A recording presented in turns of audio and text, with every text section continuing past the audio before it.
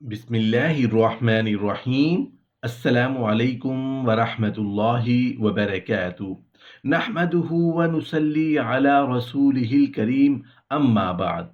चार काम करने से कब्र में घबराहट नहीं होगी। रसूलुल्लाह सल्लल्लाहु अलैहि वसल्लम ने फरमाया कि जिन हालतों में नफ्स को नागवार हो, ऐसी हालत में अच्छी तरह वज़ू करने से गुनाह धुल जाते हैं। रसूलुल्लाह सल्लल्लाहु अलैहि वसल्लम ने फरमाया कि ना तू अपने लिए बद्दुआ करो, और ना अपनी औलाद के लिए, और ना अपने खिदमत करने वालों के लिए, और ना अपने माल मता के लिए। कभी ऐसा ना हो कि तुम्हारे कोसने के वक्त कबूलियत की घड़ी हो कि उसमें खुदा ताला से जो मांगो अल्लाह ताला वही कर दें। हजरत फ़कीहा अबू लैस समरकंदी रहमतुल्लाह अलैह फरमाते हैं, जो कब्र की तन्हाई में और घबराहट से बचना चाहता है, उसे चाहिए कि चार चीज़ों को अख्तियार कर ले, चार चीज़ों से किनारा कशी कर ले। चार चीज़ें जो हमने अख्तियार करनी है ताकि कब्र की वहशत और तन्हाई से बच जाएं। और वो चार चीज़ें जो छोड़ देनी है वो भी सुन लें। वो चार चीज़ें जो हमने अपनानी हैं, आप फरमाते हैं, पहला अमल नमाज है। नमाज की पक्की पाबंदी करनी है। आज सब मुसलमान मिलकर नियत करें कि आज के बाद हमारी कोई नमाज कज़ा नहीं होगी। हम सब नमाजी बन जाएं। अल्लाह पाक नमाज पढ़ने वाले पर ख़ास रहमतें नाज़िल फरमाता है। नमाज पढ़ने से कोई आफत मुसीबत नहीं आएगी इंशाअल्लाह। दुनिया में भी कोई मुसीबत नहीं आएगी, और साथ ही साथ कब्र भी रोशन हो जाएगी। नमाज कब्र में चिराग का काम करेगी, और नमाजी को रसूल अल्लाह सल्लल्लाहु अलैहि वसल्लम की शफात भी नसीब होगी। और बरोज़े क़यामत अल्लाह जल्ल शानुहु का दीदार भी कराया जाएगा। नमाज खुद बीमारियों से बचाती है, तो आज से हम नियत करें कि आज के बाद कोई नमाज कज़ा नहीं होगी। दूसरा अमल बड़ा कमाल का अमल है। ये अमल कब्र के लिए भी करना है, दुनिया से हर आफत से बचने के लिए भी करना है। फरमाया सदका देना। रसूल अल्लाह सल्लल्लाहु अलैहि वसल्लम फरमाते हैं, बेशक सदका करने वालों को सदका कब्र की गर्मी से बचाता है।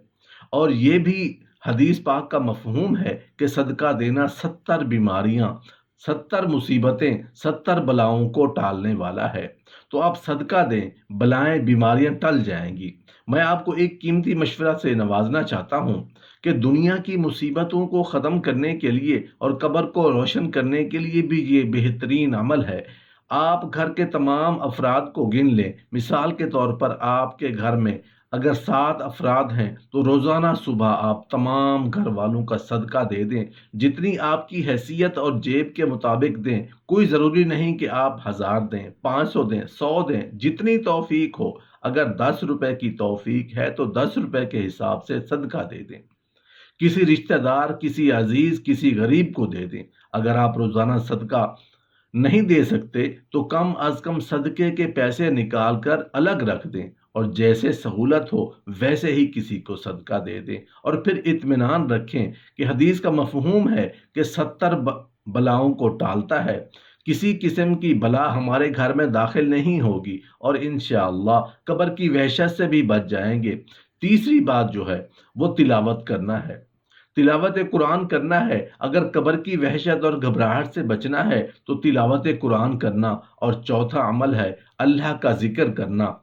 आजकल हम लोग सोशल मीडिया में इतने गर्क हो चुके हैं कि अल्लाह का जिक्र नहीं करते, नमाज की पाबंदी नहीं करते, कुरान पाक की तिलावत नहीं करते। तो हमारे घर में बरकतें कैसे होंगी, कैसे मुसीबतें और बलाएं टल जाएंगी। खुदा रटो, सोशल मीडिया को छोड़ो, ये अमल अपनाएं, और ज़्यादा से ज़्यादा चलते फिरते उठते बैठते दरूद शरीफ पढ़ने की आदत बनाएं, और ढेरों नेकियां कमाएं। रिवायतों का मफहूम है कि मरने के बाद नेक भी पछताएगा, गुनहगार भी। तो लोगों ने अर्ज की कि हुजूर, गुनहगार तो पछताएगा कि उसके गुनाह होते हैं, मगर नेक क्यों पछताएगा। फरमाया गया, नेक इसलिए पछताएगा कि उसको वो लम्हे खास तौर पर याद आएंगे जो उसने फजूल गुजारे, खाली गुजार दिए। उन लम्हात में भी अल्लाह का जिक्र करता, कुछ इबादत करता, और आखरत का खजाना पा लेता। जिक्र अज़कार करना अपने मामूलात में शामिल करें। ये 4 अमल हो गए जो हमने अपनाने हैं। और 4 चीज़ों के बारे में फरमाया, अगर कब्र की वहशत घबराहट से बचना है تو 4 چیزیں چھوڑ دیں۔ نمبر 1، جھوٹ۔ نیت کریں انشاءاللہ کہ آج کے بعد کبھی بھی جھوٹ نہیں بولیں گے۔ سچے آقا کا امتی ہو کر جھوٹ بولو۔ حدیث پاک کا مفہوم ہے کہ جو ایک جھوٹ بولتا ہے اس کی منہ سے اتنی بدبو نکلتی ہے کہ رحمت کا فرشتہ اس سے 1 میل دور چلا جاتا ہے۔